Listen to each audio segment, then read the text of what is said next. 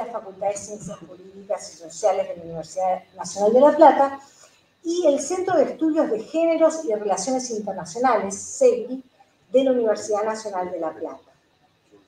En esta oportunidad me toca presentar una actividad desde el Instituto de Derechos Humanos y Derecho Constitucional de este colegio, junto con el Instituto de Derecho Registral, de dos personas que son personas que respeto muchísimo, que admiro y que quiero mucho, y que son han sido muy importantes para mi vida, porque desde la docencia, desde lo que son los procesos de enseñanza y aprendizaje, han sembrado en mí, han generado verdaderamente aprendizajes significativos para mi vida personal y mi vida profesional. Y eso tiene un efecto expansivo, ¿sí? Cuando yo creo muchísimo en estos procesos y en la posibilidad de que a través de la educación se pueda cambiar la cabeza de uno, se pueda abrir. Y esto es lo que han hecho estas personas que son tan queridas para mí y que espero que podamos, que son queridas para todas las personas que están aquí, y que espero que podamos seguir aprendiendo y construyendo colectivamente aprendizajes a partir de este diálogo y de esta charla. Bueno, por motivos formales voy a presentar sus trayectorias académicas. Tenemos a Omar Darío Efes, abogado y doctor en Filosofía del Derecho de la Universidad de Buenos Aires. Es profesor adjunto regular de Teoría General del Derecho y Teoría del Estado en la Facultad de Derecho de la UBA y de Filosofía del Derecho en la Universidad Nacional de Avellaneda, profesor adjunto de Filosofía en la Facultad de Ciencias Sociales de la UBA. Ha dirigido diversos proyectos de investigación desde el marco teórico Foucaultiano sobre el derecho, la política, la subjetividad y la perspectiva de género. Ha publicado diversos artículos en sus áreas de especialidad. Y también tenemos a Ernesto Alonso Navarro Martínez, que es licenciado en Filosofía de la Universidad de Rosario, Escuela de Ciencias Humanas de Bogotá, Colombia. Es maestrante en Derechos Humanos de la Facultad de Ciencias Jurídicas y Sociales de la Universidad Nacional de La Plata, con un proyecto aprobado de subjetividades no binarias y derechos humanos. Es doctorando en Ciencias Sociales de la Universidad Nacional de La Plata, en la Facultad de Humanidades y Ciencias de la Educación, en el proyecto Gramáticas Identitarias en Sujetes no binarios, Corporalidad, Sexualidad y Sociabilidad.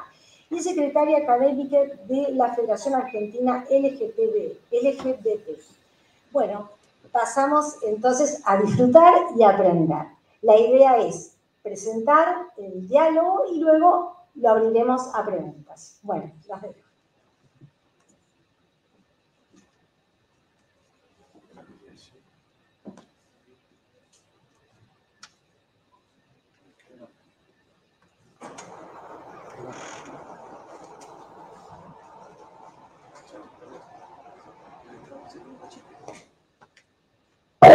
Yo, pobre mortal, equidistante de todo.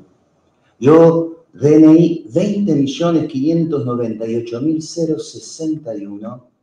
Yo, primer hijo de la madre que después fui, vieja alumna de esta escuela de los suplicios, pobre mortal, amazona de mi deseo, perra en celo de mi sueño rojo. Yo, DNI reivindico mi derecho a ser un monstruo, 20.998.061. varón, Yo, mujer, primer hijo de la madre que después fui, monstruo de mi vieja deseo, carne alumna de cada esta una de mis escuela de los pinceladas, suplicios, lienzo azul amazona de de mi mi cuerpo, deseo, pintora perra de mi en andar. celo de mi No sueño quiero rojo. más títulos Yo que cargar, no reivindico quiero más mi derecho a cargos ni ser casilleros un a dónde monstruo. encajar, Y varón, ni el nombre y justo que me mujer, reserve ni ninguna XX, ni licencia. Yo, achetos, mariposa ajena a monstruo la de mi deseo, modernidad, a carne la de cada una de mis posmodernidad, pinceladas, a la lienzo azul de normalidad, mi cuerpo, oblicua, pintora de mi silvestre, andar. artesanal, No poeta de la barbarie, con no el quiero humus más de mi cargos ni casilleros a donde encajar, ni el nombre justo que me reserve ninguna reivindico mi ciencia. derecho a Yo, ser un mariposa ajena a la modernidad,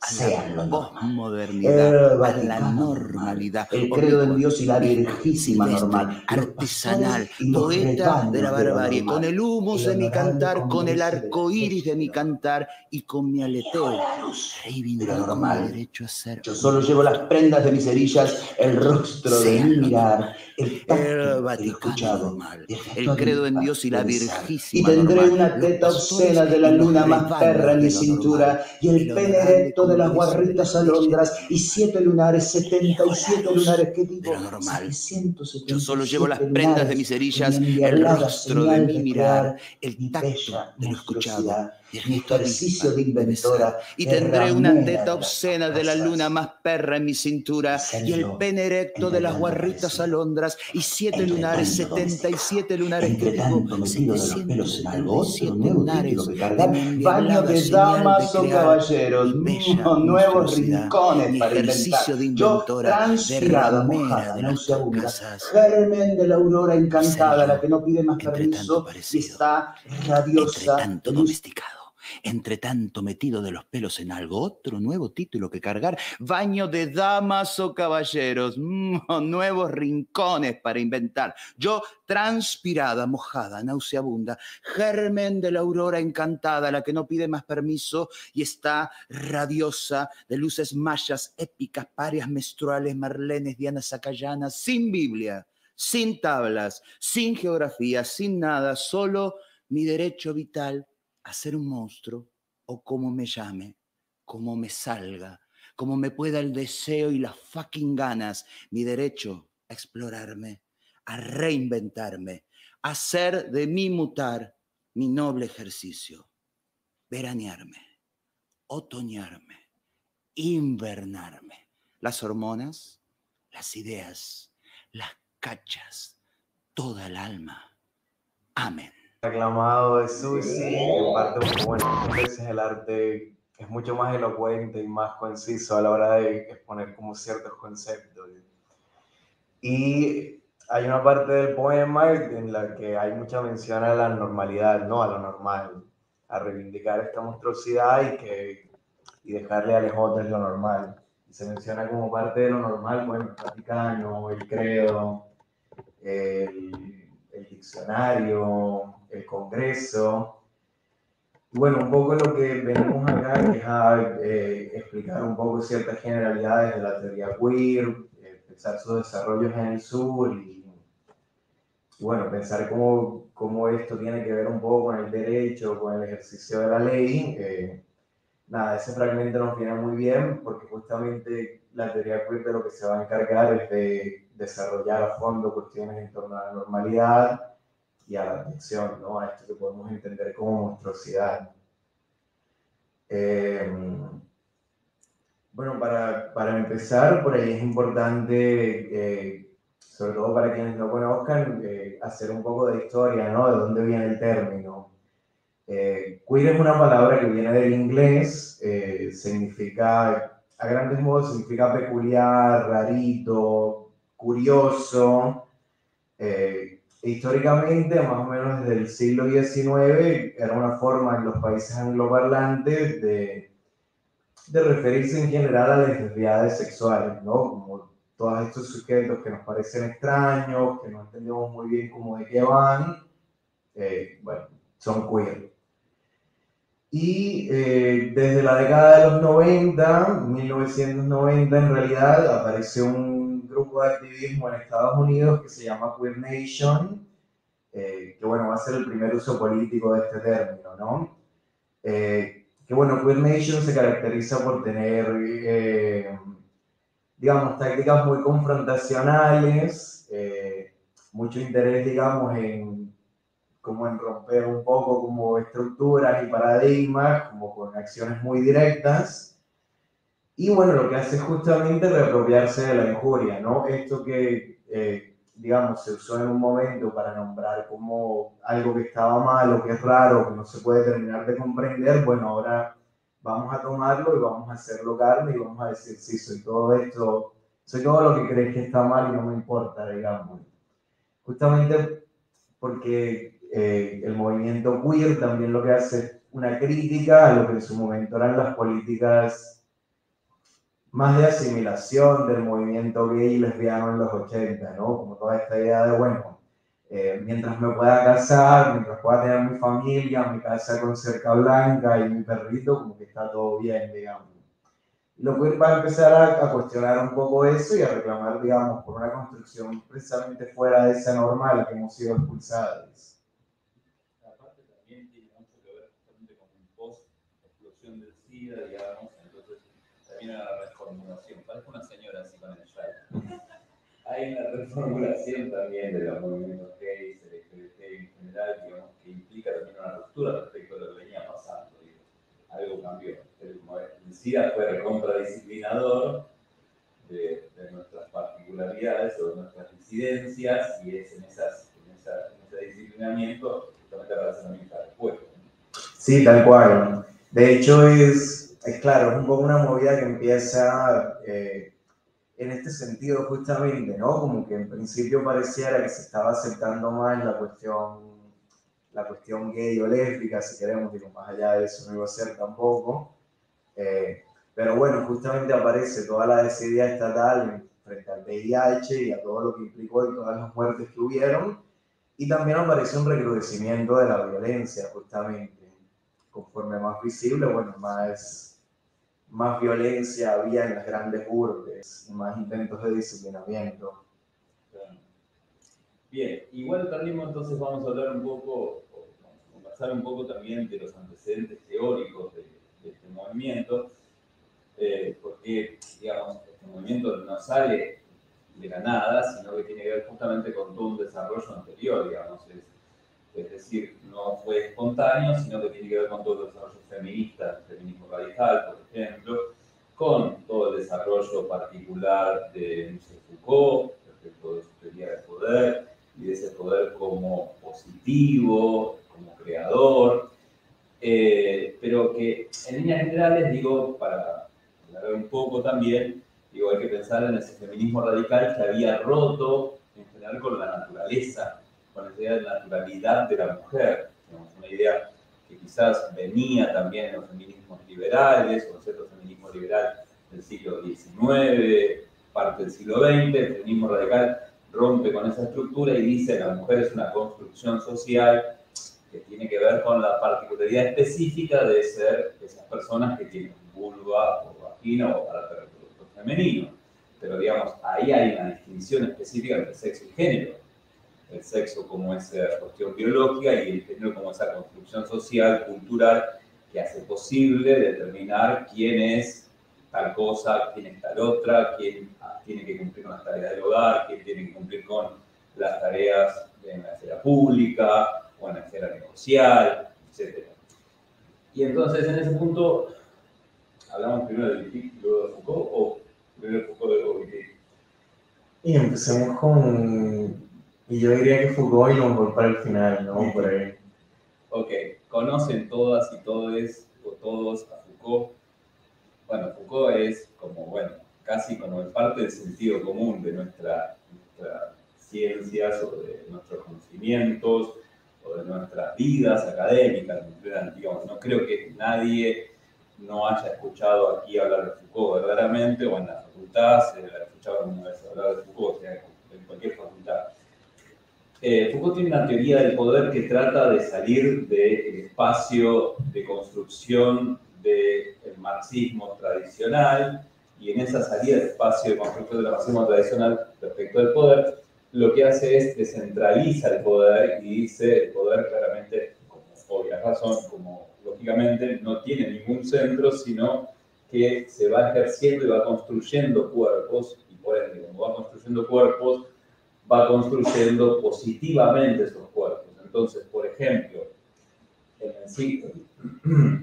el siglo XIX, cuando hay una época que él caracteriza como la época victoriana, que es una época de moralidad muy fuerte, esa época también es una época no de represión simplemente, sino de construcción concreta y específica de la homosexualidad, del onanista, de la mujer histérica, porque son todos síntomas de la psiquiatría, de la psicología, que van a servir justamente para controlar, para disciplinar los cuerpos y disciplinar sus sexualidades. Y entonces, en ese punto, lo que viene a hacer Foucault es romper con toda una estructura tradicional, específica, de cómo se concibe el poder respecto a la represión, que tenía mucho que ver con la psicología freudiana, pero además Foucault hace otra cosa que es así central, o por lo menos dentro de cierta lógica de la filosofía política central, que se llama la biopolítica. La biopolítica es el gobierno y producción de la vida, administración de la vida, producción de la vida, desarrollo de la vida a través del poder, a través de un poder centralizado. No, sabemos que no. ¿Eso quiere decir que el Estado no actúa produciendo vida? No, el Estado actúa produciendo vida, pero esa producción de la vida está limitada específicamente a ciertas cuestiones particulares. Después también, Noble o Clarín, Noble me refiero a la empresa Noble, ¿no? Clarín o el que sea, o no sé, cualquier agencia estatal, no estatal, privada, no privada, va a producir vida o va a trabajar en esa producción de la vida. Siempre que hablo de la producción de la vida, me acuerdo de una frase de Marx que decía esto: no es lo mismo comer con la mano que comer con cuchillo y tenedor. Con cuchillo y tenedor. ¿Eso qué quiere decir? Que evidentemente cuando comemos con cuchillo y tenedor se están poniendo a jugar un montón de cosas, y que eso tiene que ver justamente con la producción de nuestra vida. Bueno, en cierto sentido también se refiere a eso Foucault, pero también se refiere a eso Foucault tratando de pensar también cómo se va a jugar con la biología de las personas para poder diagramar esa población, para que sea más potente, para que la nación sea más fuerte, para que ocurran X cantidad de cosas que, por ejemplo, entre otras cosas se ve con el fenómeno del mercado. Una nación es fuerte en el siglo XIX, siglo XX, si tiene un mercado importante, potente, etc. Que de hecho esto va a dar pie justamente a uno de los criterios básicos de la teoría queer, que tiene que ver con esta idea de la heteronormatividad, digamos. Hay una impronta que podríamos entender con Foucault, que es necesario específicamente que las parejas tengan hijos y que se nos educa heterosexualmente, justamente porque la nación requiere que haya soldados, quizás soldadas, pero principalmente gente consumiendo y produciendo. Eso sin hijos e hijas no se produce, ¿está claro? Bueno, entonces ahí tenemos dos cosas fuertes, una idea diferente de poder y además una idea de ese poder como un poder biopolítico, productor de vida, administrador de vida. Después, en la biopolítica va a tener como muchos otros desarrollos en otros autores u otras autoras, pero, digo, tiene ese nacimiento en Foucault que es recontra importante para la teoría queer.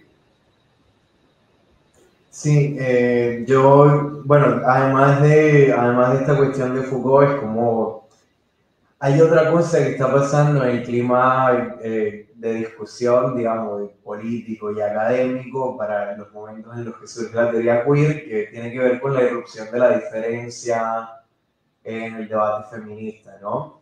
Como que ya entrados en los 80, en los 90, como que se empieza a agotar y a desgastar un poco este recurso, ¿no? De pensar en la mujer como una categoría abstracta, universal, digamos, en mayúsculas y en singular, ¿no? Hay como un sujeto que es la mujer que le pasan estas cosas y hasta ahí. Y eso empieza a cuestionarse mucho en el debate feminista, en particular alrededor de la raza, pasa con los movimientos de mujeres chicanas y de mujeres negras, pero también pasa con el tema de la sexualidad.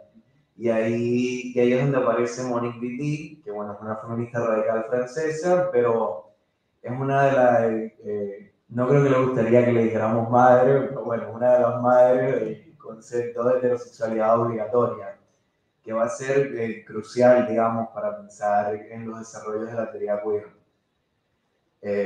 Bueno, básicamente esto, ¿no? La idea como que nos propone Wittig es que la heterosexualidad, más que una simple orientación sexual, que bueno, lo es también, o sea, no se trata simplemente de que a mí me guste el género opuesto, sino que la heterosexualidad implica un régimen político, en definitiva, digamos, sí, un régimen, digamos, que define maneras correctas de ser, frente a todo lo que se desvíe, digamos, merece castigo. Que justamente por eso es también la frase, bueno, para quienes están interesadas un poco en teoría feminista, bueno, seguramente han escuchado que tiene esta frase famosa de que las lesbianas no somos mujeres. Que eso viene justamente de que, bueno, o sea, si la heterosexualidad es tan crucial a la hora de definir el género, digamos, no cumplir con ese mandato un poco se vuelve una fuga de la categoría mujer. Y esto va a ser central para pensar los desarrollos que van a venir luego en la teoría queer, ¿no? De la mano de Butler, de Preciado, Teresa de Lauretis, entre otros. No, y aparte, digo, hay una cuestión en Wittig fundamental que tiene que ver con retomar, en cierto sentido, la dialéctica de la amo y esclavo hegeliana, es decir, bueno, la pareja varón-mujer es la idea de amo y esclavo, siervo y señor de la teoría hegeliana, pero en la teoría hegeliana todo esto se resuelve con el reconocimiento del propio esclavo, del propio siervo, a través del trabajo. El tema es que una mujer en una relación heterosexual no puede reconocerse nunca a través del trabajo. ¿Por qué? Porque el trabajo termina siendo el trabajo doméstico, el trabajo no valorado, el trabajo no trabajo. Y entonces, evidentemente, no hay forma de salir de esa relación esperando el reconocimiento mutuo, primero pasando por un reconocimiento propio, pero esperando el reconocimiento mutuo del amo del varón. Entonces, la salida que propone Wittig es justamente el lesbianismo por eso. Entonces, el lesbianismo tiene una potencialidad política que ya estaba inscrito en otras feministas radicales, claramente, pero acá tiene una potencialidad política muy fuerte, muy importante y de ruptura no meramente de la relación heterosexual, sino de la relación heterosexual como catalizadora de la vida general, como constructora del género. Entonces es la ruptura del género. No es meramente tenemos una acción política con el lesbianismo, sino tenemos una acción política que rompe el género. Entonces termina siendo como hiperpotente eso. Y eso va a permitir también entonces que, por ejemplo, Michael Warner, en la década del 90, o otros actores queers, empiecen a pensar en un término como heteronormatividad, que justamente es esa mente heterosexual wittiana que se traslada a la idea específica de un sistema, un orden, que se basa en la heterosexualidad es la norma, es lo que corresponde, es lo que debe ser, y las anormalidades también en parte son pensadas desde la heterosexualidad. Un poco, ¿no? No, sí, okay. Perfecto. No, me parece que viene bárbaro, además, sí, no, me da pie a pensar en que justamente esto de la heterosexualidad como principio organizador del cuerpo social, si se quiere, que también, digo, permite entender otros desarrollos en el marco de la teoría queer, ¿no? Como justamente, bueno, Butler, que fue una de las autoras más reconocidas del campo, bueno, ha venido un par de veces acá, tiene un concepto que, bueno, suena un poco como un choclo, pero se puede desmenuzar un poco, que es hablar de una matriz heterosexual de inteligibilidad, ¿no? Que es básicamente la idea de que, bueno, primero hay algo previo, ¿no? Y es como separarse de una noción, digamos, sustancial del género. Digamos, para Butler el género no es tanto un ser, sino más un hacer. Yo todo el tiempo, digamos, si soy mujer, me estoy produciendo como mujer, no sé, como que hago ciertos actos con el cuerpo, me presento de cierta forma, me nombro de cierta forma, hablo de ciertos temas, etc. Y es algo que se hace constantemente, digamos. No es como que uno simplemente es mujer porque, no sé, tiene genitales o tiene cierto dosaje hormonal, sino porque hay un performance constante todo el tiempo que estamos haciendo. Y ese performance se va a inteligir a partir de las gafas de la heterosexualidad, que eso es como la idea de la matriz, ¿no? Digamos, pensemos en la heterosexualidad como una suerte de gafas, digamos, que yo me pongo para leer y para entender el mundo, ¿no? Que bueno, me ha pasado a mí muchas veces, por ejemplo, como, no sé, voy al kiosco a comprar algo y por ahí estoy en una perfo más bien femenina, me interpela por ahí la persona del no sé, el kiosquero, el tendero, y me dice, señorita, ¿quiere algo? No sé qué, y apenas me escuchan la voz así fuerte, como que, nada, es como que pasa un cortocircuito, ¿no? Como que de repente la persona no sabe cómo actuar, no sé cómo reconocer al otro, porque no sé qué es lo que es, no sé si esto merece como, o sea, en el mejor de los casos es miradas raras, ¿no? Pero se puede escalar también a la violencia. Justamente porque hay una matriz, digamos, unas gafas con la que comprendemos y reconocemos al otro. Todo lo que se escapa de esta repartición binaria, digamos, entre hombre y mujer, que es un poco la heterosexualidad eso, bueno, como que empieza a merecer castigo. Es rarito, en definitiva, de ahí viene el nombre también, ¿no? Es abyecto, es monstruoso, justamente por eso se habla de reivindicar el derecho a ser monstruo también. Sí, y parte de ser rarito en un sentido, claramente cuando decías abyecto, acá rarito puede sonar como, bueno, como hasta cariñoso, ¿no? Pero no es rarito en ese sentido, sino justamente como la propia abyección, digamos. Y claramente monstruoso en ese sentido, que nos permite entender, por ejemplo, una teórica como Donna Haraway, que nos permite pensar justamente en ese Frankenstein que podría ser, por ejemplo, el feminismo o el movimiento de mujeres, o los cyborgs, o lo que está fuera de lo que no es controlable, lo que no es controlable, lo que no es pensable, lo que se diluye en la propia mano de cierto relato heteronormativo.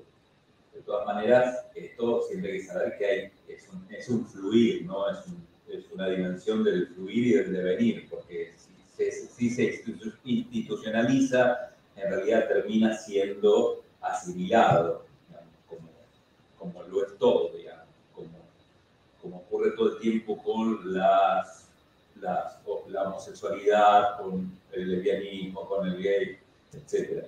Pero bueno, teníamos ahí una lista de temas acá para que me vean, y los estamos yendo, yo me estoy yendo de una manera loca. Pero bueno, y podríamos hablar entonces de los feminismos negros, digamos, para complementar ahí el concepto. Claro, sí, para terminar un poco los antecedentes, ¿no? Igual nada, supongo que la descripción estaba buena porque justamente es con estos lugares como de lo impensable, ¿no? Bueno, en parte de ahí viene como el título también, ¿no? Del encuentro, pensar en la fractura, y por eso autores como Paul Preciado justamente van a hacer propuestas contrasexuales, ¿no? O construir desde la contrasexualidad. Que un poco sería como identificar esas fallas en el sistema, esas fracturas en la Matrix, y tratar como de construir desde ahí, que un poco ese es el punto de los queer, digamos, buscar la bollera, el marica, la traba, digamos, como buscar esos lugares como que no pueden, como, o que se salen de esta lógica binaria, y bueno, como empezar a construir un poco desde ahí. Y un poco, o sea, también con base en este gesto, hay cuestiones del feminismo negro como más de los 70, que bueno, se retoman también, en parte como esta crítica a la idea de mujer en singular, ¿no? Y empezar a hablar como de mujeres en plural, o bueno, incluso empezar a hablar más allá de mujeres. Pero particularmente en América Latina también, retomo algo de lo que decías ahorita, bueno, varias autoras de coloniales, digamos, lesbianas negras, que construyen de un feminismo de colonial, lésbico y de color, como que han hecho muchos desarrollos como a partir de estas ideas, ¿no? No sé, Ochi Curiel, Yudelkis Espinosa, como que son autoras que han venido a cuestionar mucho como esta lógica, digamos, con la que dotamos de sentido la existencia, ¿no? Hay como una lógica hegemónica, que es la lógica colonial, no sé, del sujeto unívoco, que desde luego es hombre, es heterosexual, es blanco, es propietario, bueno, todo esto, que es la lógica que va a organizar, digamos, todo el cuerpo social, y sobre la que podemos como obtener reconocimiento, ¿no? Y ahí lo que se desarrolla mucho desde el feminismo negro más clásico, bueno, este más de colonial contemporáneo, es esta paradoja en la que nos encontramos constantemente con el tema del reconocimiento, ¿no? Porque un poco el otro, para ser reconocido, tiene que asumir formas reconocibles, y en ese asumir formas reconocibles, muchas veces lo que pasa es que se lava ese otro, digamos, le quitamos todas las capas de cualquier cosa que sea amenazante, y ahí de una, bueno, ya lo podemos digerir, pero bueno, cuando lo podemos digerir, ¿qué tanto de ese otro queda al final, no? Y en parte esto también lo había dicho Makino, que es una feminista radical, que claramente no es una feminista queer, igual la amamos a Makino, dijo esto: la mujer es la excepcionalidad para el derecho y para la vida social. Es decir, la excepcionalidad porque no está contemplada bajo ningún punto de vista, porque el que está contemplado es el varón, y en esa contemplación lo que le pide al derecho a la mujer es hacete varón, hacete hombre. Es decir, para triunfar en la vida social también se le dice lo mismo, hacete hombre. Entonces lo que dice McGuinness es: la mujer no puede. ¿Por qué no puede? Porque no tiene acceso, porque no tiene la posibilidad de la misma posibilidad que los varones, etc. Y entonces lo que ocurre ahí es que la excepción también funciona como hay una mujer que triunfa, y esa mujer que triunfa es la demostración de que entonces todas las otras mujeres son básicamente inútiles. Es decir, es el ejemplo del cartonero. El cartonero que estudió en 3 años, caminando con su carrito, con el libro ahí pegado, y entonces esa es la demostración de que todos los demás, o todas las demás, o todas las personas que no estudiaron en 3 años son todas, todos y todes inútiles. ¿Se comprende? Bueno, en ese punto, digo, también lo que nos traen los feminismos negros, los feminismos del tercer mundo, los feminismos populares, todas estas ideas, los feminismos islámicos incluso, son esta idea de, es la excepcionalidad de la excepcionalidad, digamos. Los feminismos chicanos, las afrodescendientes, las racializadas, las mujeres pobres, son verdaderamente la excepcionalidad de la excepcionalidad respecto de ese relato de McGuinness. Pero incluso las disidencias, y no es lo mismo ser disidencia claramente en Estados Unidos que ser disidencia aquí, y no es lo mismo ser disidencia en la Ciudad de Buenos Aires que ser disidencia en la provincia de Buenos Aires. No es lo mismo porque el registro es otro, y justamente lo que se le está pidiendo a esa disidencia es básicamente dejar de ser disidencia y por ende ser diversidad. Si sos diversidad, sos asimilable, sos contable dentro del registro específico de la norma, sos contable dentro del registro específico del ministerio. Incluso fíjense que tenemos un ministerio, igual no teníamos que dar todavía el ministerio. Fíjense que tenemos un ministerio de género, de mujeres, géneros y diversidades, cuando diversidad nos plantea justamente ese problema que podría terminar en un afiche que diga que hay que respetar la heterosexualidad porque también es parte de la diversidad. Y esto que estoy diciendo no es un chiste porque pasó. La heterosexualidad también es parte de la diversidad. Claro, la diversidad es eso, y está bien, es lógico lo que está diciendo, pero la heterosexualidad nunca es la disidencia. La disidencia es justamente aquello que no puede ser captado por la asimilación de la diversidad. Bueno, en ese punto, la disidencia es la mera excepcionalidad. Y entonces, quizás, aunque pasa mucho menos esto, quizás la persona disidente que triunfa, o que le va bien, o que tiene aceptación, o que tiene un camino más simple y sencillo en su transición, por ejemplo, es la contraprueba o la excepción que confirma la regla. ¿La regla cuál es? La excepcionalidad de las disidencias. Entonces, ahí lo que se plantea entonces, en definitiva, es cuál es el alcance, cosa que ya hemos dicho en parte, pero cuál es el alcance del concepto mujer, digo, y en ese punto, cuál es el alcance del sujeto feminista o del sujeto del feminismo. Digo, ahí se empezó a plantear justamente la ruptura respecto de esa mujer única, blanca, universal, heterosexual, cis, y entonces empezaron a entrar, bueno, un montón de cosas que no estaban previstas y que empiezan a disolver ese concepto de mujer, que en un punto ya lo había hecho Wittig en sus textos, ya lo hizo Butler claramente se empieza a plantear esta disidencia entre mujeres y mujeres, y que justamente trae por ese carácter de excepcionalidad o de monstruosidad, tomando las otras autoras, que pueden poner en jaque ese concepto universal, único, regla, que funciona dentro del marco de los feminismos, dentro del marco de ciertas políticas públicas, dentro del marco del derecho incluso, digamos.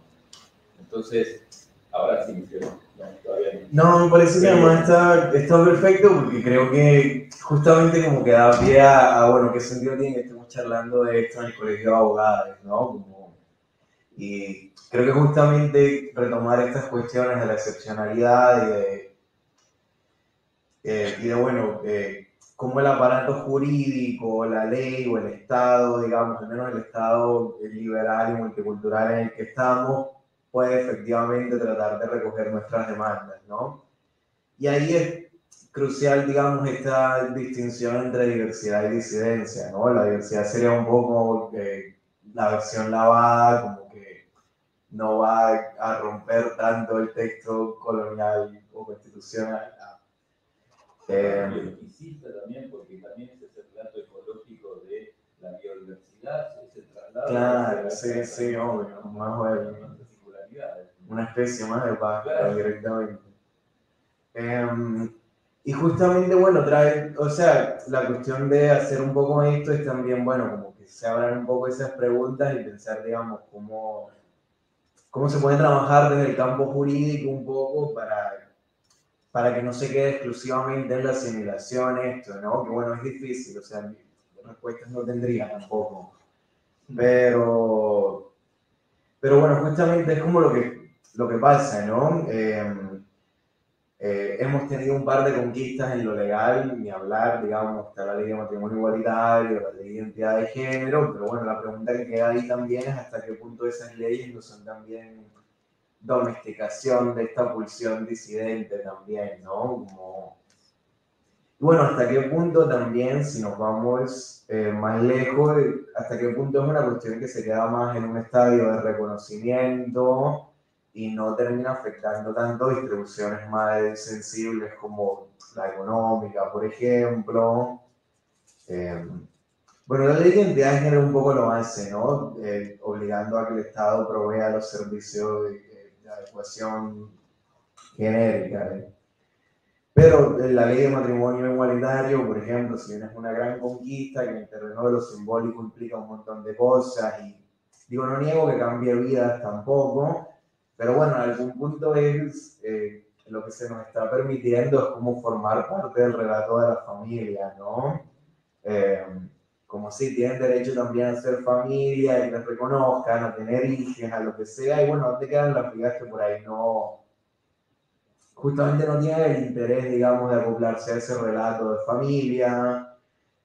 O dónde queda, bueno, el hecho de que la única discriminación que sufrimos o que sufren las orientaciones sexuales disidentes no tiene que ver solo con una cuestión de no casarse, ¿no? Desde luego hay un reconocimiento ahí importante, pero bueno, como que muchas veces esas conquistas como que dan pie a estos relatos que por ahí han escuchado, de bueno, pero ¿para qué se quejan si ya tienen esta ley? No sé qué, bueno, la ley es un paso de reconocimiento que está bueno, pero es importante claramente, pero bueno, como que queda mucho más en el tintero.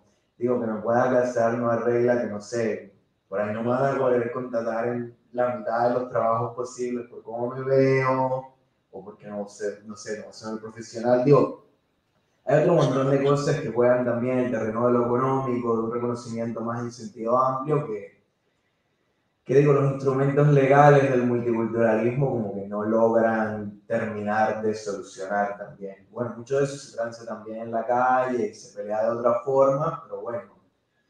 En algún punto lo hablábamos también al comienzo, como que bueno, generalmente el Estado, la configuración estatal que tenemos, como que lo que permite son soluciones afirmativas, o como que en algún sentido nos extienden esta gramática, digamos, el hacer de hombre no maquino, como que la extienden un poco y bueno, nos dan una cuota ahí de reconocimiento. Pero el problema es que el Estado, digamos, para incorporar la diferencia tiene básicamente dos caminos. O directamente no la incorporan, que es esta igualdad ficticia y general, o si la incorporan siempre va a ser en la lógica, ¿cómo decirlo? Igual, pero en la lógica como de la sujeción un poco. Digamos, si reconocemos una excepcionalidad es porque vamos a construir un sujeto que está perpetuamente, digamos, por debajo de los hombres y necesita protección especial. Pero digo, no hay otras formas como de incorporar la diferencia, si se quiere ahí. Como una cuestión paternalista o bienestarista, digo. Claro. Por ejemplo, la ley del cupo laboral trans está muy bien, es necesaria, pero tiene que ir acompañada de un montón de otras cuestiones o de medidas, porque no es suficiente, de hecho, y no es suficiente también porque el número es irrisorio. Y entonces queda en un mero relato quizás bienestarista o benefactor que no sirve realmente para incluir y para cambiar la situación de las personas trans que no consiguen trabajo. Pero entonces, digo, es eso, alcanza con el reconocimiento, alcanza con que nos podamos costar, alcanza con el reconocimiento en el documento, no alcanza, no es suficiente porque requiere justamente que pase algo más. Digo, en un punto acá estamos jugando siempre entre la asimilación y la discriminación, digamos. Entonces, entre esa asimilación y esa discriminación nunca hay una medida suficiente por parte de las instituciones, por parte de la sociedad, por parte de las empresas, por parte de los que sean, que tienen que tomar esas medidas reales, y todo queda en un discurso de greenwashing o de buena voluntad, donde lo que pasa es, bueno, vamos a ver qué podemos hacer por ustedes, digamos. Por ustedes no lo digo estrictamente por mí, porque como todavía sigo pareciendo un varoncito, o un varonzote ya, porque ya estoy grande, digamos, entonces no tengo tanto problema, pero digo, hay muchas veces que la forma en la que la persona se ve, claramente todos, todas y todos saben que es dirimente, digamos, y en esa cuestión que es dirimente terminan coartándose los derechos, específicamente, ¿se entiende? Pero en un punto esto, y esto es una cosa que casi fuera del programa, que yo quiero decir, digo, tiene una potencia terrible la identidad de género, pero ¿de qué sirve si no, bueno, esto no está fuera del programa, si no, por ejemplo, no podemos expresar nuestras identidades? Cuando digo nuestras identidades, las identidades, por ejemplo, de ser identidad de género lesbiana, por ejemplo, ¿por qué? Si la lesbiana es una identidad de género, ¿por qué no puede ser expresada? ¿Por qué solo se expresa una X que coarta cualquier forma de expresión real y por ende visibilización de los problemas reales que puede tener una lesbiana? Por ejemplo, pensemos en esta cuestión que a lo mejor es limitada, pero ¿por qué no hay preservativos como el campo de látex en la venta en las farmacias? Bueno, porque no se visibiliza eso, ¿entiendes? Digamos. Y entonces, eso claramente tiene que ver con un problema general, institucional, político, legal, pero que además también se retroalimenta con otra cosa que está pasando en el ámbito de la ley de la interrupción voluntaria del embarazo, es que se está persiguiendo, por ejemplo, a las médicas, médicos que no tienen objeción de conciencia. Entonces, ahí hay un registro general de la excepcionalidad.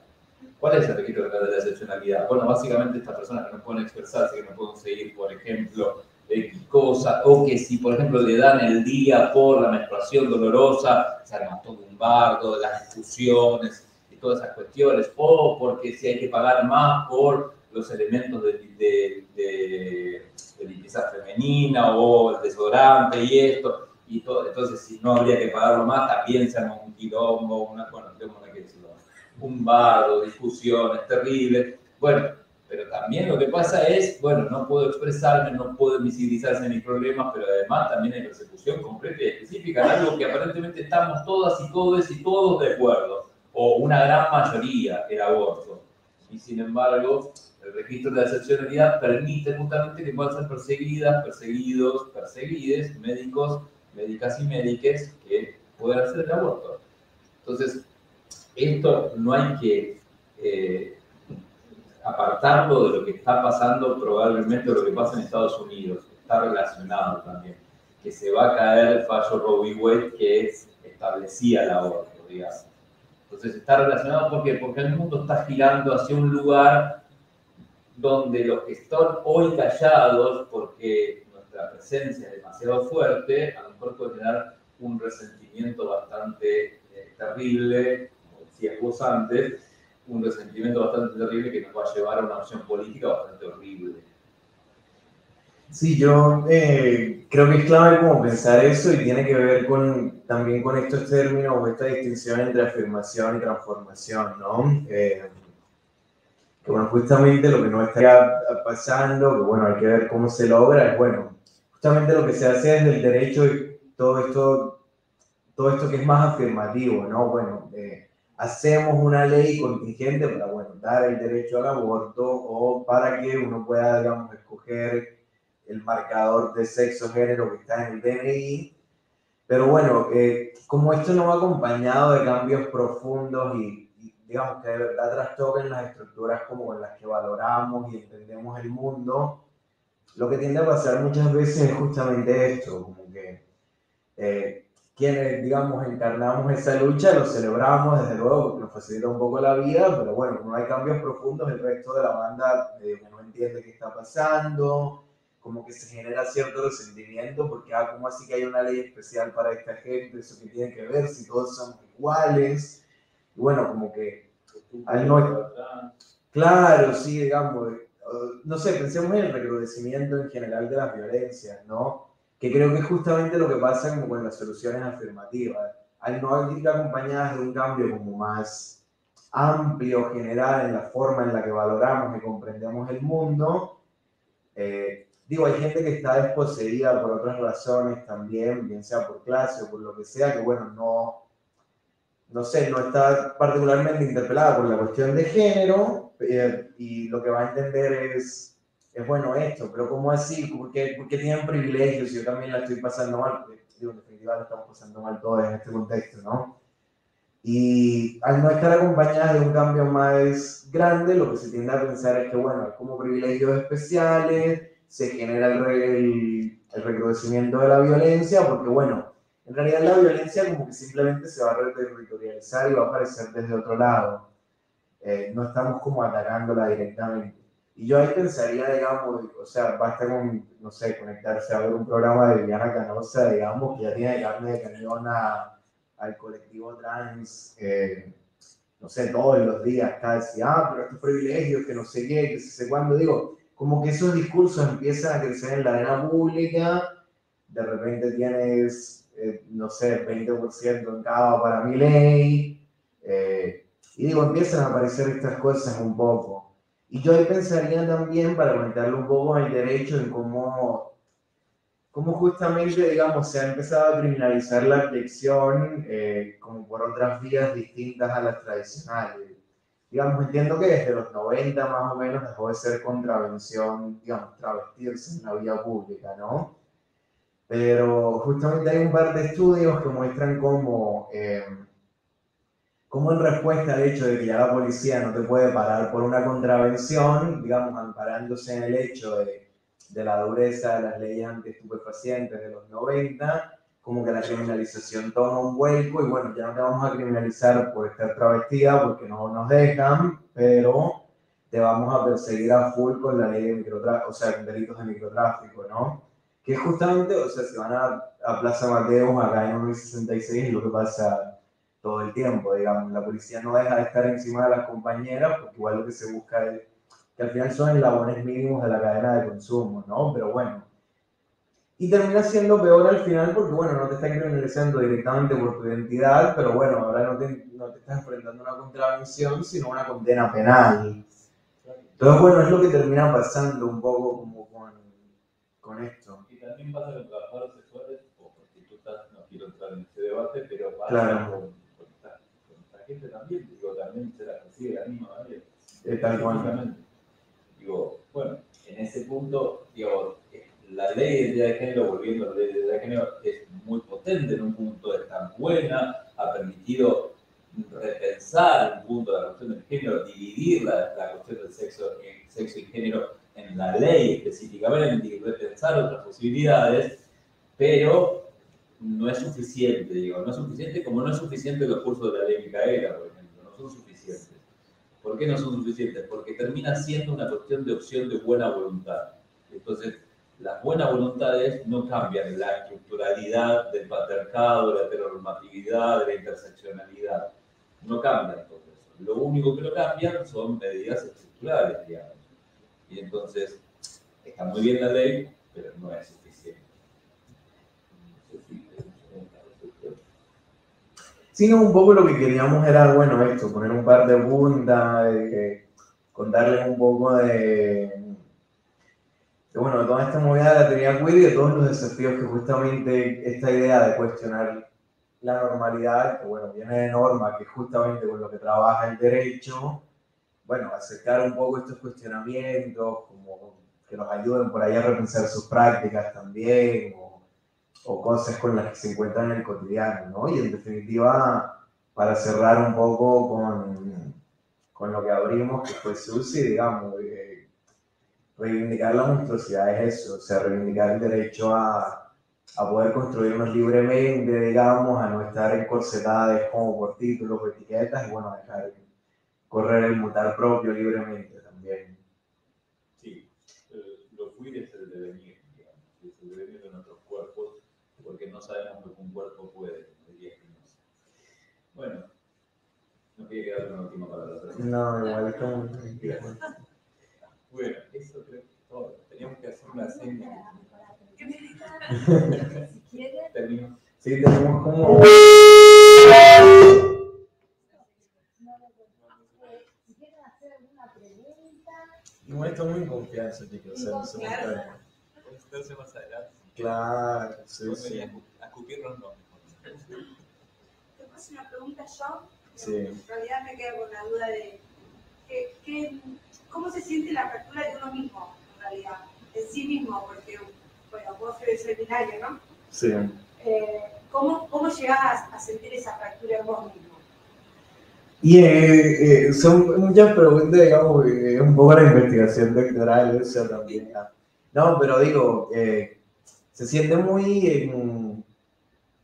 Digo, es una fractura compleja porque en realidad un poco lo que nos enseña justamente la teoría queer es que esta distribución, digamos, del género y la sexualidad es como, o sea, no es simplemente como un eje y ya está, sino que es como crucial, digamos, para uno volverse sujeto en general o individuo.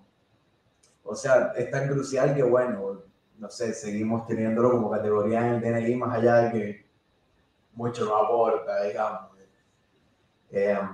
Así que se siente, o sea, se siente en la cotidianidad, digamos, está bien como que una forma, un nicho, digamos, tratar de manejarse en ambientes donde no es tanto un tema, pero, no sé, es eso, es salir a la calle y que de repente la gente no sepa cómo interpelarme o cómo referirse a mí.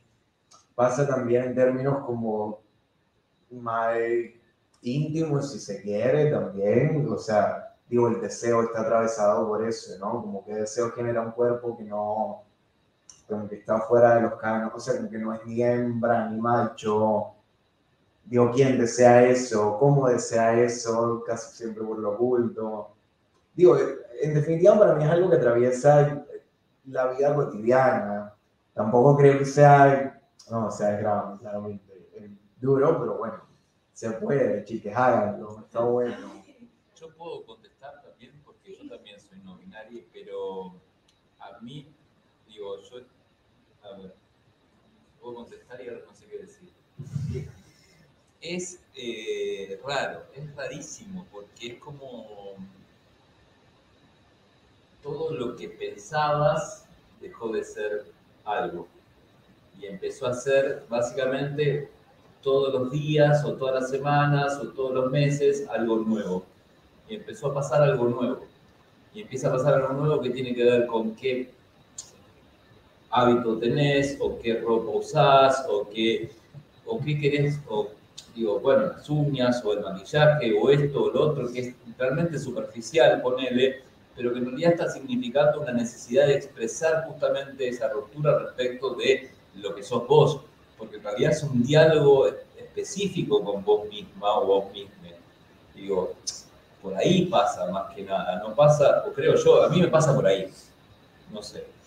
Digo, a mí me pasa por ahí que no sé cómo conversarlo todo el tiempo, pero sé que lo que me pasa es que además sé que está bien. Digo, es raro, me siento incómodo, pero sé que está bien.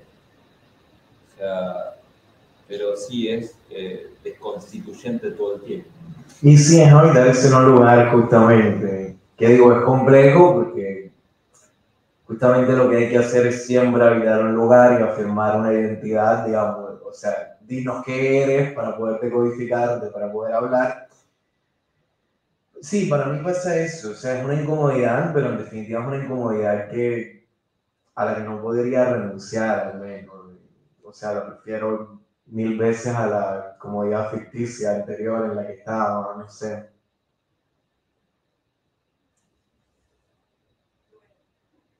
Ahora está bueno porque tengo hijas mujeres, que soy mamá, tengo 3 hijas mujeres, mis hijas mayores tuvieron una época en que me plantearon mamá, ¿quién es Diana? Ay, me cayó igual, te amo igual. No me va a cambiar ser mamá o ser mi hija por eso. Pero después, actualmente, la que me lo planteó, voy a ser abuela. Así que como me choca todo el tiempo esas cosas, esas novedades, y me gusta también saber y aprender, porque me rodeo de gente así, y si bien, la verdad, yo no tengo inconveniente con ningún sexo, me encanta ver la gente que tenga derecho a elegir lo que le gusta, pero sí aprenderlo a ver también cómo lo viven los demás. Lo que pasa es que también, perdón, terminaste, Sí. disculpa. Sí. Lo que pasa es que también ha tenido que ver con una historia propia, por lo menos en mi caso, de negación y de ocultamiento y de heterosexualización constante y permanente durante un montón de tiempo, en mi caso personal. Digo, heterosexualización que implicó, bueno, me casé, por ejemplo, con una señora y, bueno, fui muy feliz, pero bueno, en realidad era ese proceso de ocultamiento específico de esa cuestión. Digo, hay algo que nos pasa que dice, bueno, en algún momento te dice, bueno, ya está, se acabó, digo, tiene que pasar, digo, tenés que ser un poco más feliz, tenés que ser un poco más real, capaz con lo que sentís, no sé, eso lo estoy verbalizando yo, no quiere decir que esto sea así para todos, todas y todos, ¿no? Pero bueno, es eso, digo, también es eso, hay una historia personal de ocultamiento, de sufrimiento, de autodiscriminación, de autoopresión, de autosilenciamiento, de heterosexualización, bueno, no me sale el término, de autocis también, ¿no? Yo pensaba que, porque la pregunta tuya me hacía acordar al evento de voy al kiosco, que hay como esta señorita y vos le hablás y se le rompe la Matrix, pero me gustó porque como tu pregunta apuntaba eso, pero de nuestro lado. Como bueno, a él se le rompe la Matrix, ¿y a vos qué te pasa cuando se le rompe la Matrix? Porque te dijo señorita y vos la viste con voz grave. Y creo que ahí está que seamos disidencias y no diversidad, cuando estamos todos en la misma. Porque el tipo te miró y a lo sumo, si tiene algo de empatía, habrá pensado, uy, quedé mal. Lo máximo que pudo haber pensado, pero lo que debe haber pensado es, ¿qué le pasa a este tipo? ¿Por qué tiene esa ropa? O sea, como que te devuelve, la mirada del otro te devuelve, yo estoy mal. Y claro. Eso es así todo el tiempo, y por eso somos disidencia, digo. Yo ahora estoy re macho, pero que muchas veces me pasa lo que decía Ernie, o sea, en algunos uno se arma con su nicho, pero muchas veces dije, uy, me he visto así para ir a trabajar. Hago esto. Pero aparte eso, en mi caso yo agradezco trabajar en la universidad.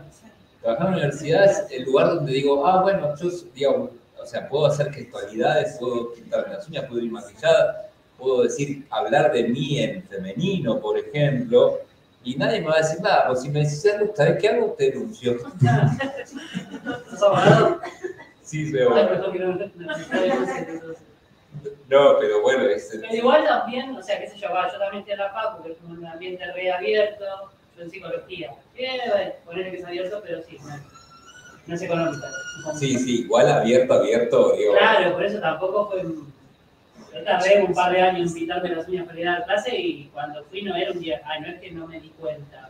Y ya estoy yendo como un bigotito y las uñas pintadas a la clase. Es como, ahora sí, ya me armé. Pero todo el tiempo tenemos que estar, todo el tiempo la mirada del otro nos devuelve como esto, ¿no?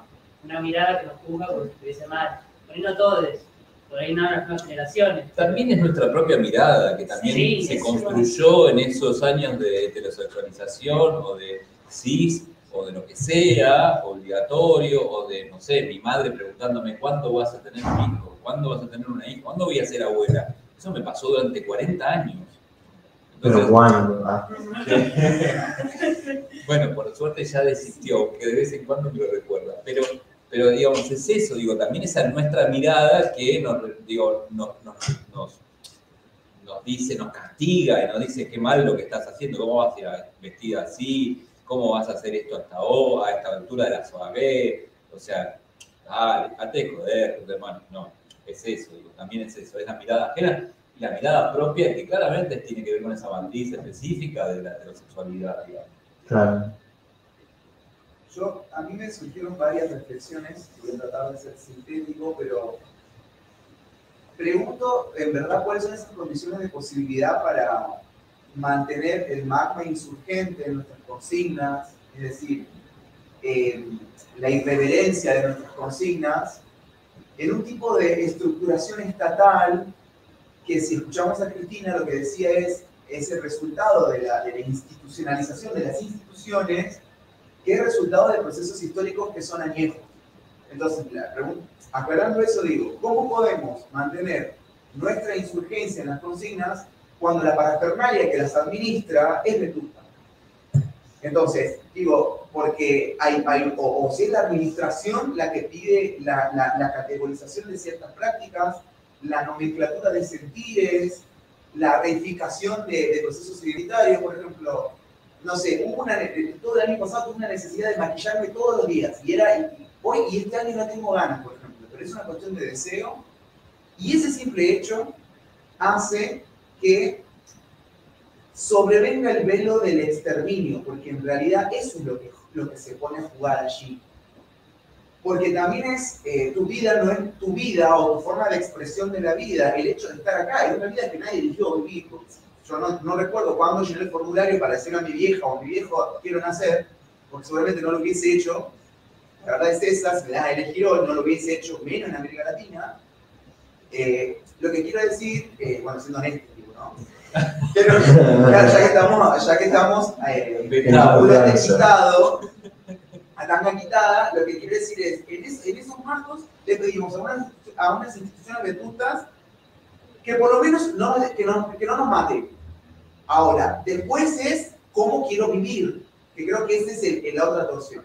Por un lado, ¿qué condiciones tenemos para mantener ese magma? Pero por otro, también lo que pienso es, que es lo que me inspiró lo que ustedes decían, es la cuestión de la trama, la cuestión de la red, la cuestión de la manada y la cuestión de la grupalidad. Que creo que es ese espacio de creatividad que nos permite por lo menos subsistir al exterminio. Y lamento que tenga esa mirada en este momento de un lunes, es muy lunes. Digo, de la noche, pensar que quizás todo el tiempo tenemos que luchar por encontrar el lugar del gozo, del placer en nuestras prácticas. Porque todo el tiempo tenemos que estar, ¿cómo sobrevivo? ¿Cómo salgo a la calle si me den un botellazo, si voy de la mano con un pibe? O si me pongo un corset o me pongo una pollera, bueno, ¿qué va a pasar en el súper? ¿Van a llamar a la policía? ¿Puedo citar la ley? ¿Puedo estar acá? Y que la tercera cosa que me inspira es ese terreno oblicuo y casi indómito también de la cultura, que es donde estamos. Porque las leyes van por un lado, por lo que es la ley de identidad de género, y la cultura va por otro. Tratemos de hablar de identidad de género en ciertos lugares, como por ejemplo el Opus Dei. Tratemos de hablar de ESI en colegios católicos, o en colegios religiosos. Entonces, nada, pienso eso, qué condiciones de posibilidad tenemos, y claramente, sin manada es imposible. Y no quiero decir, no soy anti-Estado, porque sin Estado hubiésemos muerto todos por la pandemia, digo, pero sí creo que tiene que ver con las estructuras que conforman la entelequia y Estado. Son vetustas, son estructuras que claramente no van de la mano de las necesidades de ciertas grupalidades. Eso me inspiró todo lo que sé. Y sin Estado tampoco teníamos la posibilidad de decir esto. Totalmente de acuerdo. Yo no tengo una respuesta. Solamente podría decir, no sabemos lo que un cuerpo puede, y esa que es una frase que es magnífica de Spinoza, que me parece que políticamente tiene una potencialidad enorme, pero ahora bien, señora, ¿cómo se expresa eso verdaderamente en la arena política? No lo sé, ya no tengo esa duda. Sí, no sé, yo por ahí esto de... Voy un poco en la primera parte de cómo mantener el magma insurgente. Yo francamente no sé, o sea, igual creo también, o sea, en esta inspiración como desesencializadora, ¿no? Como que, no sé, uno puede hacer varias cosas al mismo tiempo, digamos, y no casarse con nada. Yo en definitiva nada, o sea, sí, las estructuras del Estado son absolutamente vetustas. Es claramente un Estado colonial, liberal, multicultural desde los 90, pero bueno, ya vamos para lo que lleva eso.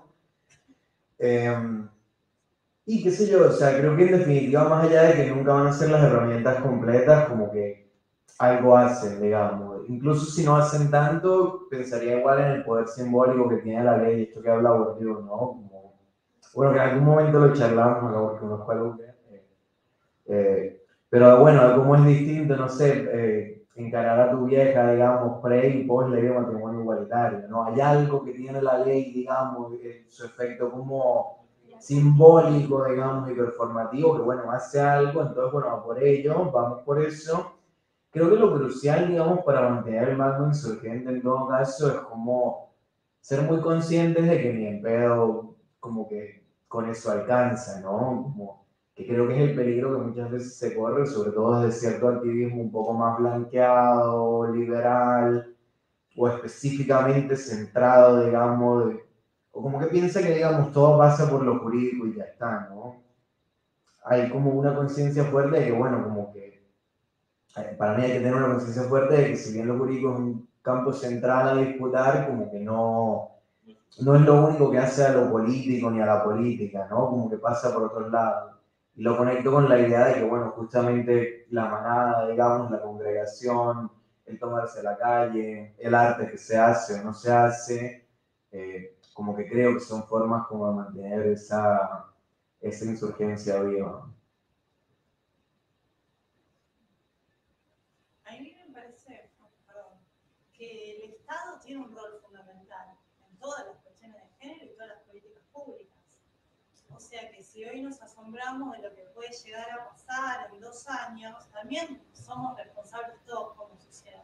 Yo andaría por la vida, no sé, bueno, no soy feminista, blanca, sí, o sea, yo entiendo que soy privilegiada en un montón de cosas, pero doy las luchas y las combato y no me pierdo una marcha, y estoy en la calle, y estoy en la academia, todo el tiempo visibilizando lo que nos falta. Y hago lo mismo también con las disidencias. Y creo que se trata más de visibilizar, que la sociedad comprenda, educando, ¿sí? Y también pidiéndole al Estado lo que tiene que hacer, que son más políticas públicas y aplicarlas realmente. Porque está el presupuesto, estará el ministerio, por lo menos tenemos la arquitectura del Estado, mal o bien con el nombre, pero tenemos dónde ir a golpear y nos tenemos que hacer escuchar, ¿no? Porque tenemos un Estado de derecho. Lo que pasa es que el derecho sí es heteronormativo, siempre trata de encasillar todo, como dice Marlene Guayar, siempre encasillamos, y las leyes no dejan de ser meros remedios compensatorios, claro, porque no hacen nada por las disidencias ni por los feminismos, o sea, nos dan un poquito de acá, como bueno, cállense, ¿qué quieren el IVE? Bueno, tomen, pero después en la práctica. O sea, ¿cómo nos acompaña el Estado en todo esto? O sea, bueno, eso hablamos muchísimo en la Universidad Nacional de La Plata, o sea, trabajamos en esos temas, y está bueno sacarse la mochila y mostrarse tal cual no es. Y siempre con el reclamo, la ofensiva de abajo para arriba. O sea, creo que es la única manera de salir adelante y combatir esto que se nos viene, ¿no? Que sin duda se nos viene. Sí, no sé. El tema de la educación, yo tengo un tema ahí contra. Yo soy docente, básicamente, y no voy a ninguna puta marcha. Pero, digo, en las clases doy, digamos, en filosofía del derecho, en la Avellaneda, doy feminismo. O sea, hay otro programa, yo doy feminismo.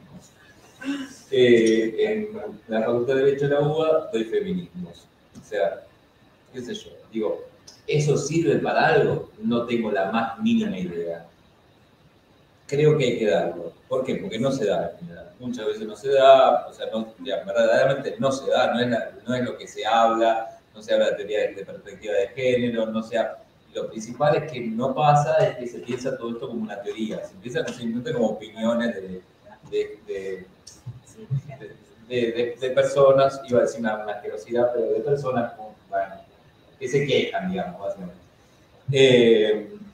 Pero no sé si eso verdaderamente está sirviendo. Para mí me preocupa mucho, y es una cosa que dijo Eloy, esto de las personas que están calladas. Hay muchas personas que están calladas en este momento, no acá me refiero, sino personas que están calladas porque no es políticamente correcto decir lo que piensan, capaz. Esta es una suposición también de mi parte, pero ese silencio, ¿de qué nos está hablando? ¿A qué está dando lugar? ¿Qué está viniendo con ese silencio?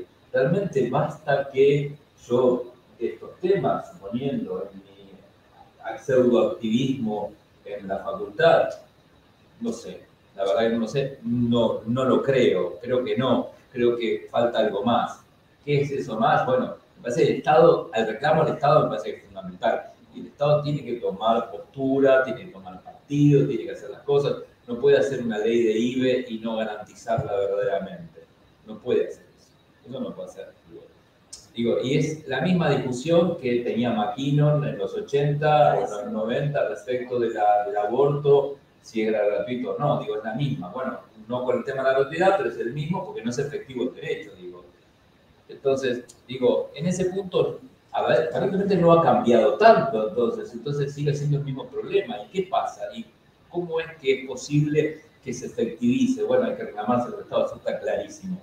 Pero ahora bien, lo primero que va a desaparecer, o sea, Ministerio de Mujeres, Géneros y Diversidades, eso está claro, digamos. Lo primero que va a desaparecer. Pero bueno, no sé, va a servir para algo que sigamos hablando. Y bueno, capaz que sí, capaz sirve para algo, capaz tenemos que seguir hablando, capaz tenemos que seguir siendo visibles. Bueno, básicamente ser visibles y seguir nominándonos, o nominándonos, ahí nominándonos, ahí está bien.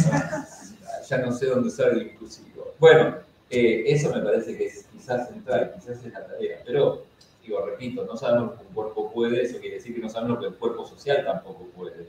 No sabemos para dónde va, digo, si la potencia de lo queer y en parte la potencia de los feminismos negros es justamente esta cuestión de lo no esencial y que es siempre un interrogante, una posibilidad, una potencialidad, que en un punto es la potencialidad propia de los feminismos en general, digo, que está bien, este año va a haber 2 encuentros y eso es una cagada, ok, pero hay una potencialidad incluso en esos 2 encuentros, aun cuando sean los 2 encuentros con características muy extremas o muy particulares, también hay potencialidad ahí.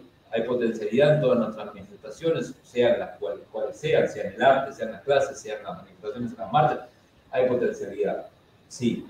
No sé si educando, por eso la educación por la ley Micaela medio como que me parece ni una cagada, pero bueno, qué sé yo. No por la ley Micaela, que sí, está haciendo, sí, no estaría cumpliendo el efecto que debería cumplir.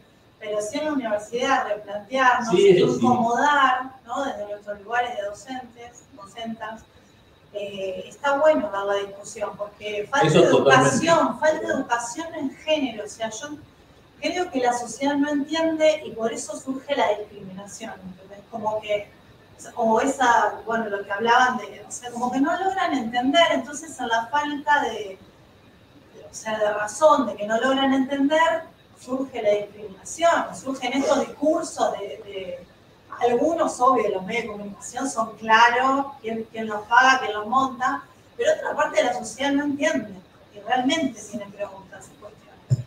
Yo creo que no es que no entienden, sino que... Bueno, no sé. ¿No? Pero es como que el régimen es la heterosexualidad y la norma es la heterosexualidad, no es una ignorancia, sino que es ante estas lentes heterosexuales. Lo que vos ves es la norma y lo que debe ser.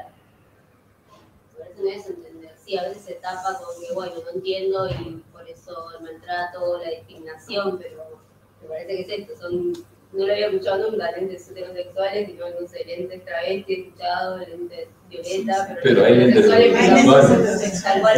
Es la gran mayoría de los lentes. No se me hubiese ocurrido. Claro. Es que hay lentes para todo. Claro, hay lentes para todo. Es la diversidad. Sí. Yo quiero recuperar lo que dijo la compañera, que es profesora, somos profesoras, de la red de profesoras. Creo en los movimientos colectivos, creo en la posibilidad de que los procesos de enseñanza-aprendizaje, recuperando esta idea del diálogo y de lo que afirma Paulo Freire en lo que es la direccionalidad y la politicidad que puede tener los procesos de enseñanza-aprendizaje, que a partir de ahí se puede, que hay una cuota de esperanza, porque es verdad, es perfecto que tengamos políticas públicas, que el contexto, que los temas de género, los temas de discriminación, las desigualdades en general, que tienen que ser abordadas desde un punto de vista interseccional, porque si no caemos en una cosa, yo aprendí de una de mis compañeras de la red, que se especializa en temas de discapacidad, esto de la X, ¿no? De no usar la X porque la idea es realmente una inclusión. Ley Micaela no es accesible. No es accesible. En la agencia Landis, muchos compañeros y trabajadores y funcionarios públicos que son personas con discapacidad no la pudieron hacer porque no es accesible. Claro. O sea, repensarlos ahí. Repensar todo, decir, bueno, la pluralidad en todo sentido, pero bueno, creo que en varias cosas, en que se puede esa semilla, porque de hecho las clases tuyas fueron un disparador para mí, y todos los aprendizajes de Ernie también. Y digo, eso puede cambiar, y eso cambia el mundo. Hacemos una revolución, cambiamos. Y el Estado puede dar políticas públicas que puedan sustentarse. Y tenemos que disputar el derecho a decir el derecho, en términos de Bourdieu. Totalmente de acuerdo en eso último. Y es una lucha incansable, pero lo tenemos que hacer. Pero no caigamos en una cuestión iluminista de que hay que tomar conciencia o de que se tenga que tomar conciencia. Claro. Ahí estamos, hay que disfrutar. O sea, retrocedimos 30 casilleros ahí, me parece. Sí, no, o sea, muy lunes todo, ¿no? Pero, claro, yo creo que efectivamente, digamos, el proceso pedagógico tiene unas potencias que, digamos, pueden ser interesantes. Lo charlábamos igual un poco con él más temprano, pero sí, yo en todo caso sí cuestionaría, bueno, si alcanza con eso, ¿no? En términos como de lo que estaban discutiendo, bueno, si es entender o si es no entender. Yo creo que muchas veces es realmente no entender y es importante, digamos, como está bien que es desgastante a veces, pero bueno, tomarse el tiempo, explicar un poco. Muchas veces no hay mala voluntad de parte de cosas que se podrían como leer como ofensivas o ignorantes o lo que fuera, pero en definitiva, digamos, hay mucha gente que entiende y no importa, digamos, o sea, no... Y te dice cosas horribles y lo entiende perfectamente lo que está diciendo. Claro, tal cual. ¿No? O sea, como llama este auxilaje, por ejemplo, sí, a mí me pasó este año, perdón. No, sí. Me pasó este año un tipo que me dijo en la clase un varón vestido de mujer. Y después dijo, bueno, llamémoslo persona. O sea, digo, y esa persona sabe lo que está diciendo, sabe perfectamente lo que está diciendo y sabe por qué lo dice y sabe para qué lo dice. No es que no, ese señor entiende, porque es un señor, digamos, pero no, pero sí, es que justamente como que para mí va por ahí también. Y si bien, digamos, están estas posibilidades como de transformación o de cambio, digamos, en el proceso pedagógico, que a por ello, o sea, explotémoslas, digamos, son cruciales, por eso se pide la ESI, ¿no? Y se pide una ESI con perspectiva sexodisidente y no solo binaria. Pero bueno, o sea, no sé si alcanza tampoco. En todo caso es una parte importante, pero bueno, Espinosa de nuevo, ¿no? No sabemos cómo qué es lo que va a poder el cuerpo social, lo veremos. Milei 2023 va a poder el cuerpo social, pero bueno. Pero, a ver, hay otra cosa que también nos pasa, que dijimos, bueno, la perspectiva de género va a ser transversal a todas las materias. ¿Es transversal a todas las materias? Bueno, entonces digo, evidentemente ahí hay otro problema fundamental. Digo, a ver, a mí me encantaría que, por ejemplo, haya una cátedra de Derecho Civil con perspectiva feminista. Después, si quieren poner una cátedra de Derecho Civil con perspectiva positivista, bueno, ok, pero que haya una cátedra. Pero bueno, eso no se va a poder lograr ahora. Bueno, pero entonces por lo menos que haya transversalidad, y no que la transversalidad sea, che, vamos a poner una unidad a estas minas, así dejan de romper las pelotas. O le damos el kiosquito del aborto y la violencia, o el kiosquito de familia, una parte del kiosquito de familia, para que así ya está. Digo, bueno, entonces ahí está, y hay un problema institucional. Las instituciones se hacen verdaderamente las pelotudas y los docentes, las docentes, también se hacen los pelotudos y las pelotudas. ¿Por qué? Porque no asumen claramente que, bueno, basta de dar todos chabones. O sea, basta de dar texto de chabones. A ver, pongamos texto de minas. Que sean feministas, bueno, no, capaz no todas, pero algún texto de una mina dame, por favor. O algún texto, no sé, algo que tenga que ver, bueno, algo, pero, digamos, o sea, todo el tiempo la misma cosa. O sea, por favor. en el GIOJA, ya que es el Instituto de la Universidad de Buenos Aires, de la Facultad de Derecho, la mitad de las y los investigadores hay paridad de género. Ahora bien, ¿eso se expresa en los libros que se venden, en los libros que se compran, en los libros que se publican? No. ¿En la biografía que se da en las materias? No. En los cargos, ¿verdad? En los cargos superiores, porque allá en la UBA encima, bueno, tenemos la pretensión de que los de adjunto para arriba son profesores, no sé si pasan la plata de esto, son profesores, y los de abajo, las de abajo son docentes. Bueno, las de abajo son docentes en general, los de arriba son profesores, son varones. O sea, es así, mujeres por abajo, varones por arriba, claramente, digamos, eso pasa. Digo, a ver, ahí está un cambio que tenemos que hacer, y bueno, la universidad, las instituciones, las profesoras, los profesores, o sea, seguimos haciendo los boludos, o los boludos, bueno, lo que sea. Se entendió la idea, ya te insulté demasiado. Bien, eso me parece. Y yo voy a preguntar esto. Pensé, mira. No, una cosita. ¿Es posible que se puedan construir? El derecho es una herramienta construida por el patriarcado, androcéntrico y demás, que la queremos disputar como tal. Pero se podría pensar en herramientas nuevas, salidas de la matriz.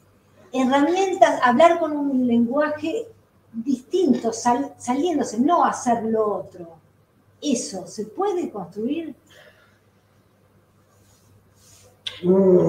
La no esencialidad es posible, lo que pasa es que la no esencialidad, si se institucionaliza, y eso lo sabía deja de ser eso. Lo sabía Trotsky, lo sabía un montón de gente, si se institucionaliza termina siendo lo mismo, digo, y ese es el problema.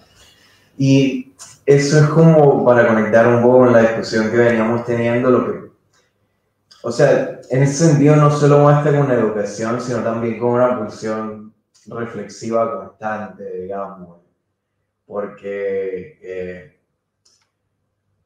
como que no se trata, digamos, simplemente de bajar línea, como de, bueno, género es esto y sexo es esto y esto está bien porque esto, digamos, como que no va a alcanzar en definitiva, porque claro, o sea, todo lo que en principio es una excepcionalidad o es algo que irrumpe, bueno, o sea, después se vuelve ley, digamos. O sea, así como pasó en su momento con, no sé, la democracia y el derecho divino, ¿no? Como en un momento como que pintaban todo como que era muy revolucionario el asunto, y bueno, de hecho se llaman revoluciones, pero digo, en que estamos ahora también, ¿no? Y creo que iba a decir algo más, pero... Bueno, entonces te robo el espacio.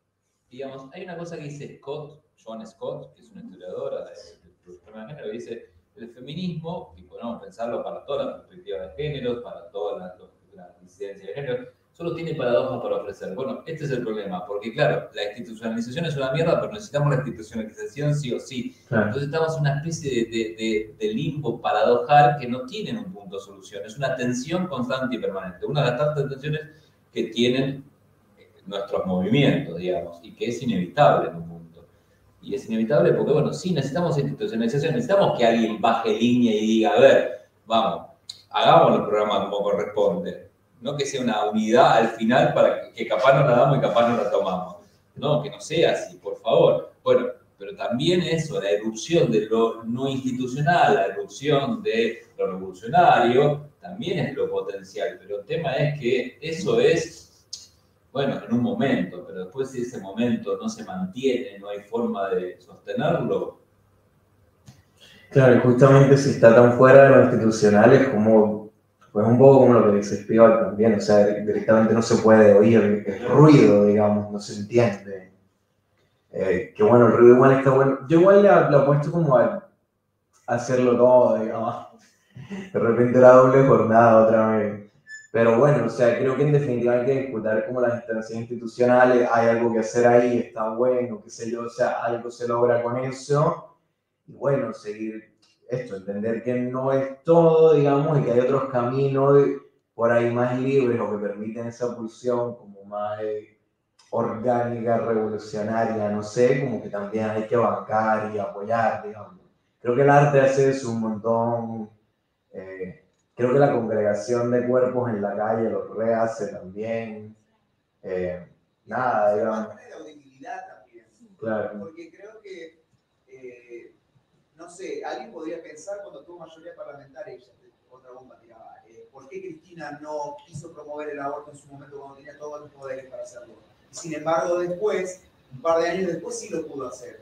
Entonces, hablar de un varón trans embarazado, en ciertas lógicas, tiene una audibilidad, sí, que represente la producción permanente de ACV o coágulos ahí, o como un varón embarazado, un varón trans embarazado. Entonces, creo que esta para mí es en ser lo suficientemente anfibies de qué se le puede pedir o qué consignas se pueden promover desde distintos lugares y qué audibilidad va a tener en el Parlamento, en ciertos sectores de la sociedad, en ciertos ministerios, en ciertas estrategias, digamos. Por eso siempre decía, pero jamás le regalaría a la institucionalización ese magno insurgente. Totalmente. Porque ahí porque es como decía él, es la paradoja permanente, o sea, pierde ese, al molarizarse, pierde la posibilidad de transformación o de agenciar, quizás desde la irreverencia.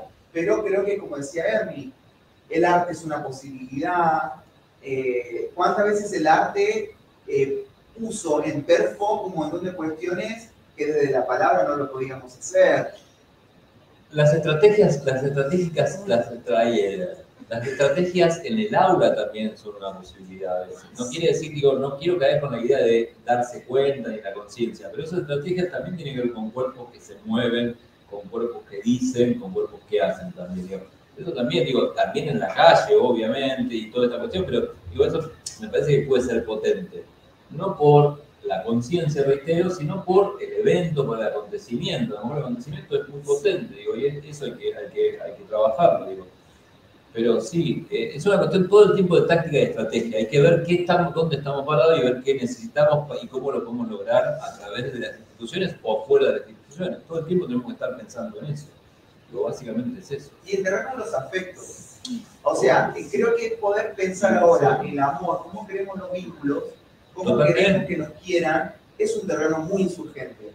¿No? Poder decir, mirá, vieja, viejo, no te puedo decir, no sé, me gustan muchas personas y con muchas personas, no sé, tengo una trieja, ¿cómo una trieja? ¿Qué es eso? Tengo una relación abierta, soy poliamoroso, como de jerarquizar los vínculos. ¿Por qué un vínculo con un chongo vale menos que uno que con un compañero de laburo? ¿O por qué las amistades son solamente amistades? No sé, como para pensar esto de estas categorías que lo hablábamos con Ernie, las categorías de amigue, amante y pareja, es un presagio de la heterosexualidad. Es una clasificación que la heterosexualidad nos lo regaló para poder organizarse bien. Pero y sí, por supuesto, sí, muy bueno. Totalmente, pero creo que esto, viéndolo como investigador social, el terreno de los afectos es un lugar muy insurgente para militar y para poder hablar con las generaciones nuevas, que tienen otro tipo de formas de quererse. Porque incluso la persona rancia, que sabe que te deteriora, que te estigmatiza, incluso hasta esa persona en algún momento necesita alguna muestra de afecto. No estoy diciendo de amor, muestra de... Todos necesitamos esa red de cómo vincularnos con pulsión de vida en algún punto. Creo que ese puede ser también una respuesta. Sí, de hecho también el tema de cómo construimos nuestras relaciones sexuales puntualmente. Claro. O sea, repensar, siempre recordamos a Maquino. Maquino dice esto, en un punto, estamos en una sociedad donde un no se convierte en un sí para las mujeres, y entonces le dice, yo no quiero que ustedes, varones, vayan a la cárcel, pero que sí que piensen cómo son sus relaciones sexuales, cómo son las relaciones sexuales que tenemos. Bueno, ahí tenemos un terreno para decir, para armar, reconstruir, hacer miércoles, tenemos un terreno enorme para pensar ahí, para trabajar, para politizar. Claro, obvio, sí, totalmente. Puedo decir una pregunta. Igual también es cómo se transmite esa información hacia las otras personas, ¿no? Yo escucho y me reí, pero voy a decir, yo sé de categorizar, tengo novio, amante, pero en realidad es un juego, porque mi novio, mi amante, no, son todos mis amigos gays. Y los amo a todos, y entonces cuando salgo con ellos, para que ellos no se sientan mal, me dicen, vos sos mi novia, siempre voy a ser tu novia. Pero es como la información llega al otro, porque yo tengo mi mejor amigo que es gay y cuando salgo con él a la calle somos novios. Y no tenemos ningún vínculo, a ver, carnal, que nos lleve a eso a nosotros. Pero para el resto del mundo somos novios. Y el mundo se cree que somos novios. Porque, ¿cómo transmiten esas cosas? ¿No? Que la televisión, las personas, ¿cómo lo transmiten cuando lo hablan? Porque yo a ustedes los escucho, los entiendo, los comprendo. Por eso también me vinculo con esto, para poder también encontrar más respuestas a todas las dudas que yo tengo como persona. Pero cuando vos escuchas al resto, el resto no tiene esa información adentro de la cabeza. Entonces no lo puede llegar a entender. Y entonces están en contra del feminismo, del machirulo o del homosexual, del binario, de todas esas relaciones que tenemos. Está perfecto la tengamos, porque en realidad somos del mismo lugar, salimos todos. Así que cada uno puede elegir, a ver, como el animal. El animal somos un montón de animales y la verdad le dicen, uy, yo quiero ser mono, yo quiero ser esto. Somos lo que somos. Yo tengo un cuerpo de mujer y lo vivo como tal, pero me gusta hacerlo. ¿Tengo un qué? Tengo un cuerpo de mujer, digo. Tengo un tiro en un cuerpo de mujer, escuché, digo, se no entendía por qué. Tengo un cuerpo de mujer y lo vivo como mujer y me gusta, pero nunca digo soy mujer. Nunca digo soy mujer completa así. Siempre me falta algo para completar. Entonces, aparte de cuando yo me quiero descubrir, Claro. está bueno, por eso informarse. Pero no todo el mundo lo hacemos. Y esa parte es la que muchos, y lo digo porque tengo gente, porque mi abuela por esta más cerrada que culo de botella, ella no entiende por qué sos homosexual o por qué tiene agresión hacia eso. O cuando dice, ay, mira ese puto de mierda, y a mí me enferma porque las personas que más quiero son gays, ¿entendés? Las amo. Y mis hijas eligieron ser gays, las amo. Entonces por eso me molesta esa agresión. Entonces con mi abuela no se puede hablar del tema. Entonces, ¿cómo hacer para que esas personas se entiendan? Claro. A eso hay que llegar, a las personas estas que no entienden o que las explicaron mal. O creo que a todos también para poder repensarnos, por algo estamos acá, o sea, me parece que está bueno pensar desde ese punto y tratar de construirnos todos constantemente. O encontrar un pacto o encontrar una forma, no sé si pacto, pero una forma de no agresión en todo caso. No sé si, claro, y ahí está, el tema del nudo de Moebius. No sé si quiero que tu abuela me entienda, si no quiere, lo suficiente es que me permita vivir. Pero eso quizás, pasa, no es eso. que no te entienda mi abuela, el tema es la agresión que tiene al tratarse con una persona, porque ya no te entiende y no te deja vivir tampoco, eso pasa. Pero lo que está proponiendo justamente es el caldo de, no usted, sino usted, lo que está proponiendo usted, me parece justamente lo que nos puede dar la democracia liberal, que es absolutamente limitado. De hecho, digo, si uno lee la ley de identidad de género, nadie podría decir un tipo vestido de mujer. ¿Por qué? Porque la ley dice, bueno, ya saben lo que dice la ley, claro. Y entonces en ese punto, digo, alguien que está diciendo eso está cometiendo, no sé si un delito de odio, pero podría ser. O, bueno, por la discriminación, bueno, lo que sea, está claro. Pero, entonces, ¿qué es lo que me puede garantizar el derecho liberal? Me lo puede garantizar hasta ahí, digo, me puede garantizar decirme, bueno, no te van a ofender, o no te van a discriminar, pero tampoco te lo puedo garantizar verdaderamente. Entonces, ¿qué es lo que me puede garantizar que X persona diga, bueno, no me diga lo que me ofende, no me trate de ofender? Y evidentemente no lo sé. Ay, qué fresco que está. Hay un punto donde podría existir la posibilidad de que el género no me identifique, o sea parte de mi identidad, por supuesto, pero no esté en el DNI, como están ahora viendo en algunos países como Holanda u otros, ¿no? O sea, a mí me identifica mi nombre, mi apellido, quién es mi familia, mis padres, la edad, pero el sexo o el género no me termina de identificar, en tanto y en cuanto puedo ser todas esas categorías en las cuales se pretende que se encasille a una persona. LGTB, LGTBI, LGTBIQ, LGTBIQ+, y cada vez están buscando más espacios en los que la X debería estar contemplada. Yo que soy medio optimista digo, ¿podría ser que no exista ni M, ni F, ni X?